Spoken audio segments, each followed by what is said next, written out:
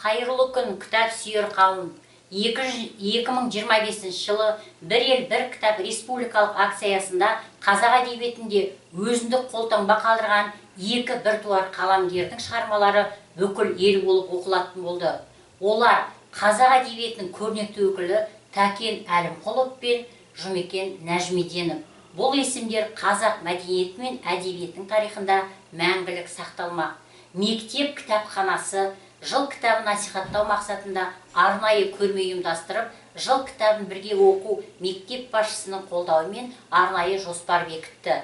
Бұл шаралар оқушыларды ұлттық әдебиетке баулу, олардың көркем шығармалар оқу дағдысын қалыптастыру және әдеби мұраны тереңірек ұсынуға бағытталған. Көрменің бөлімдері: бір дәуірдің қосыны, Тәкен Әлімқұлов пен Жұмекен Нәжмеденовтің әдеби мұраларын салыстыру, олардың шығармашылық ерекшеліктерін талдау. Екінші бөліміміз тұлпар тектес Тәкен Әлімқұлов, жазушының шығармалары және оның әдебиетке қосқан үлесі туралы мағлұматтар. Үшінші бөлім жыр сұңқары Жұмекен, ақынның өмірі мен шығармашылығы, оның қазақ поэзиясындағы орны. Төртінші бөлім заманның заңғар қаламгері, қос қаламгердің әдеби мұрасының маңыздылығы, олардың кейінгі ұрпаққа қалдырған өнегесі. Жыл кітабын насихаттауға арналған іс-шаралар: жыр сұңқары Жұмекен 2025 жылдың алғашқы оқырмандары, бір ел, бір кітап акциясы аясында алғашқы оқырмандар сабы. Бір дәуірдің қосыны атты жыл таңдауына арналған ақын Жұмекен Нәжмеденовтің туғанына 90 жыл Тәкен Әлімқұлов прозаларын оқу. 21 жасында әнұран сөзін жазып берген ақын Жұмекен, менің Қазақстаным өлеңіне арналған сахналық инсценировка. Арқалы жырдың тұғыры Жұмекен Нәжмеденовтің туғанына 90 жыл ақын шығармаларына библиашар.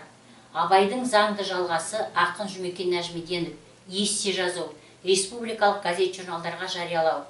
Два голоса одной эпохи, громкое чтение с обсуждением. Әнұран тарихы: 21 жасында әнұран сөзін жазған ақын елінің елеушісі, халқының қалаулысы, танымды сағат.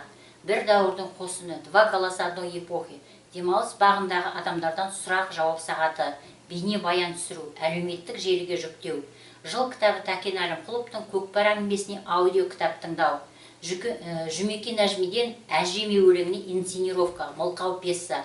Оқитын диктор 9 сынып оқушысы Қалиев Бексұлтан. Тұлпар тектес Тәкен Әлімқұлов, әдеби сағат.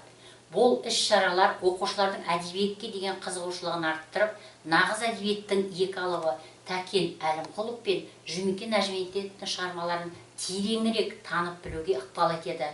Мектеп кітапханасы жыл кітабын кеңінен насихаттап, оқырмандарды әдебиетті сүюге басты мақсат етеді. Ендеше жыл кітабын бірге оқиық. Назарларыңызға рахмет.